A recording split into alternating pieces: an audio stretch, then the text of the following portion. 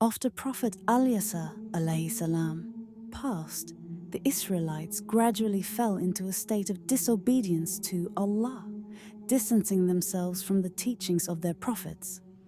They had grown weak, declined tremendously in faith, and lost their strength and unity. During this time, the Israelites used to carry the Tabut, or the Ark of the Covenant, into battle. They believed it brought blessings, tranquility, and victory in wars because it held relics from the times of Prophet Musa alayhi salam and Harun alayhi salam. It became a symbol of divine connection. However, the Israelites had strayed far from their faith, relying more on objects and less on Allah. This led to a terrible defeat at the hands of the Philistines, during which the ark was captured. The king of the Israelites, devastated by this news, died on the spot. The Israelites were left like sheep without a shepherd, leaderless and scattered, oppressed by their enemies. Allah, in His mercy, sent Prophet Shammil alayhi salam to guide the Israelites. The chiefs of the children of Israel went to Shammil alayhi salam and pleaded with him to appoint a king who would lead them to reclaim their strength and fight against their enemies. Shammil alayhi salam, knowing their weakness and history of betrayal, said, "Would you truly fight if Allah commanded it?" The Israelites insisted that they had suffered enough and they were ready to fight for their freedom. Despite his concerns, Shammil alayhi salam prayed to Allah for guidance, and Allah revealed that Taloot, a humble farmer, was chosen as their king. Taloot was not a man of wealth or noble lineage. He came from the tribe of Benjamin, one of the least significant tribes of Israel according to the children of Israel. He lived with his father, working on their farm. One day, Taloot and his servant went in search of some lost donkeys. After traveling far, they decided to consult Prophet Shammil alayhi salam, who lived nearby. As they approached, they saw a man surrounded by people. Upon this encounter, they knew it was the Prophet Shammil alayhi salam. As soon as Shammil alayhi salam saw Taloot, he knew that this was the man Allah had chosen to lead the Israelites. He was tall, built with strength, and a very intelligent man. Taloot, however, was shocked by this news.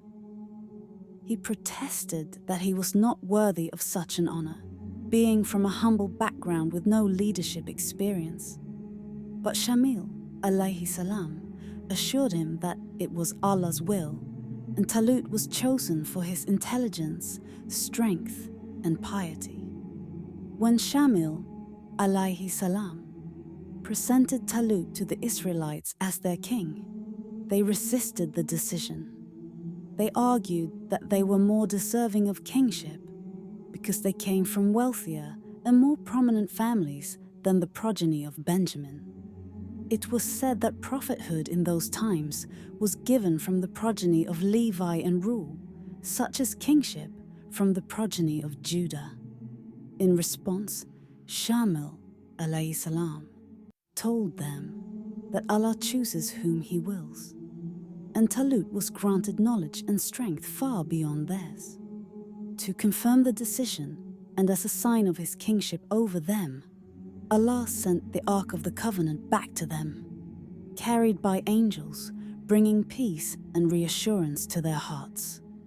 This miracle convinced the Israelites to accept Taloot as their king. As Taloot led his army to confront their enemy, the mighty Philistine king Jaloot, known as Goliath, he tested their sincerity. He informed them that Allah would test them at the stream, known in today's Jordan River. Whoever drank excessively from it would not be allowed to fight, while those who only took a small sip would be allowed to continue. Despite this warning, most of the soldiers drank their fill, leaving only a small, faithful group of 300 men to continue with Taloot. When they finally faced Jaloot's vast and powerful army, the few who remained loyal began to lose hope.